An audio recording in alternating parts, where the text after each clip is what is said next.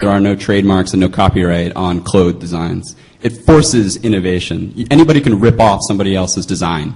And this is kind of what's happening now, is that we're seeing these things where it's like, we can't copyright memes. I've seen these threads that are about, let's claim the IP on everything created on 4chan. But that's not what it's about. What it's about is, okay, they've acquired something, now let's go on and do the next big thing. So it's a pretty positive take on it. Exactly. Yeah. It's kind of like the commercialization of these things is driving innovation forward. Alternatively, are there any alternate forms of commercialization that I know Iconized Cheeseburger has been criticized a lot for basically exploitation, not so strong, of cats, not so much cats, of impact. But are there other ways to commercialize it other than one company sort of is the company that collects all of it and commercializes? Well, that's what's kind of fascinating about this is that we don't hold a monopoly on this. Like, there's actually no way to hold a monopoly on this. And if you see the proliferation of meme creation actually out of 4chan into Tumblr and WordPress and other blogging platforms, you see that this is a way for actually people to participate in an even broader way. So even though we do this a lot, and we produce a lot of sites, and we generate a lot of communities. By no means can we possibly be the only ones doing this. We just happen to be, because apparently we're just the craziest. Right. Well, let's talk about the other ones, right? Because someone in the shout announced ED, which is obviously a point of discussion. And, of course, one of the discussions, or one of the questions that have come up, actually, is people ripping off ED, and is that a thing?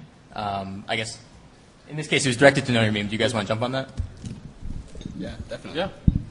Ready? Go for it. So most of Know Your Meme is user-generated content. Anybody can come on and submit memes to the site, edit memes. And so, of course, this results in occasional plagiarism. But we have a strict no plagiarism policy. And as soon as we find out about it, we remove it all.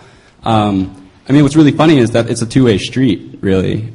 We found somebody, Don wrote from MemeCore. He wrote an article about fucking magnets. Miracles, baby. How do they work? How do they work? How do they work?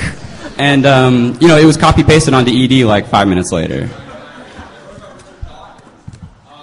waving the rainbow on how some people think that when you use science to explain something, it destroys its beauty.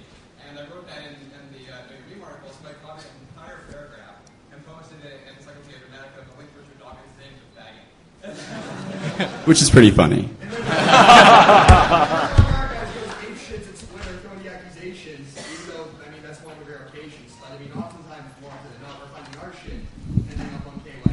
Let us know. Actually, so that's another thing that actually, we have a similar problem where people will create content somewhere else and submit it to us, or the person who created it, or the person who may not have created it will submit it to us, right? There's really no way for us who accept user-generated content to know exactly where it came from. That technology just doesn't exist today. So one of the things that we rely on is an open community to say, hey guys, that came from here. And then we go do our research, just like you guys do, whether it actually came from there, or it came from via there, meaning it came from some other source, but they blogged it and we found out, or we will submit it to us, right? The internet really has a true currency called crediting. Unfortunately, this currency isn't widely used enough and isn't widely accepted in a form just yet. But as you can look at all of our sites, we have mechanisms that help address that. None of us are sitting here trying to make a profit on copying people's content exclusively. Like, we want to generate a community of people who participate and contribute, and we want to create an infrastructure for doing that. Right. So it's a matter of participation. So do you think the nature of, this is an interesting, what you just said, do you think the nature of memes is necessarily ephemeral, or do you guys see some sort of archival need with the work that you're doing? 4chan? Answer is? Well, 4chan is obviously ephemeral in that content rolls off the site. We don't archive anything, and that's part of the magic of it. But then there's 4chan archive. Right, which defeats the purpose. Right, which kind of, yeah. Oh my God! What do you think is gained by that? This way. What? What do you think is gained by the fact that you don't archive things?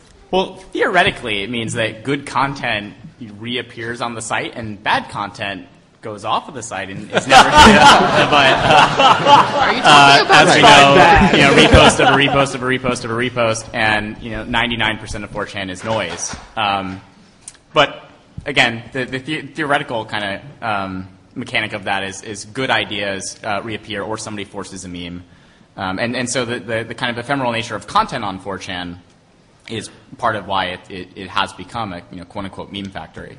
Right. I think I know Ben's language of like currency is pretty interesting here, right? Because to some extent the claim is that 4chan doesn't have any currency for identity or reputation, right? And in fact, you could argue that 4chan has actually had to grow these things, right, to some extent by some of the supporting structure around it, like ED. I don't think I wouldn't say that credit is the currency. I mean, because 4chan just flies in the face of like, there's no reputational system on 4chan. I've been thinking a lot of like the mechanics of, so we have a request board. How do you incentivize posting on 4chan? Why on earth would you sit on the request board all day and answer requests? Like, you don't get anything from that. Seeding memes on 4chan, like, because it's a quote unquote anonymous system. You can provide a name, most people don't. What do users gain from contributing either good content that goes viral or answering requests? Because there's no, every other site now has either points or reg dates or unique IDs or some sort of crediting just as like a, so and so submitted this. And 4chan doesn't have that, and yet it's a highly engaged community that's constantly creating. And I know Jamie and Kenyatta have done some thought on this. Is kind of like what's like, it's there on most other sites is this external factor where other people.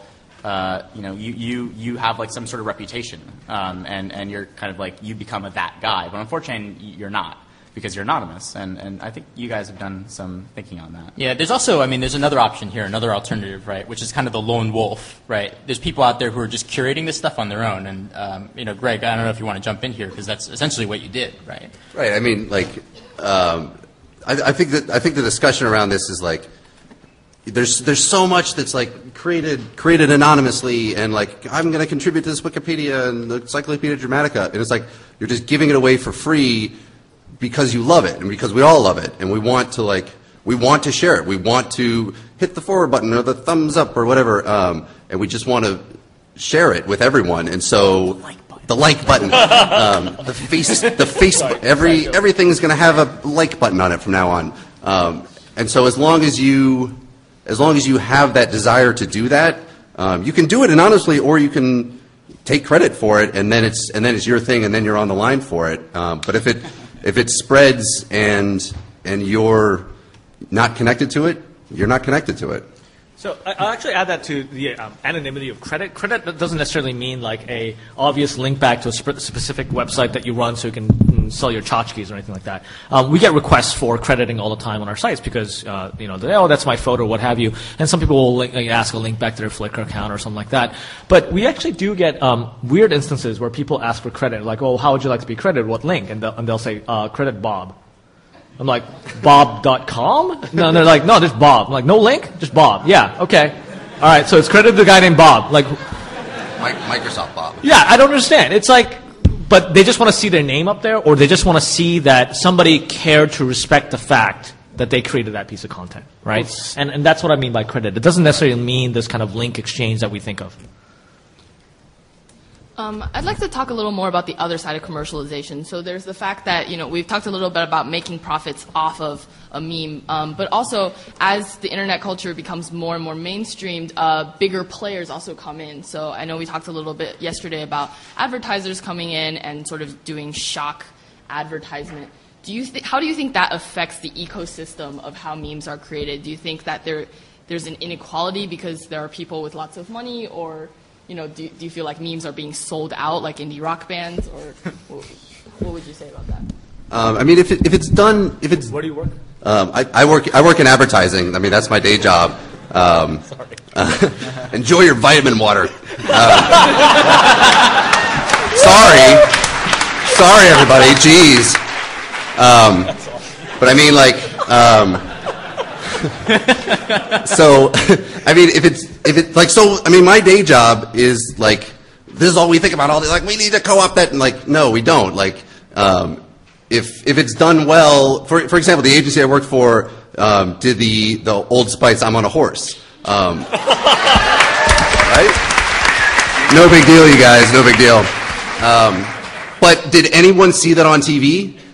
Like, no. Like, it was very overtly like an ad, and was passed around very well because it was a well-made video.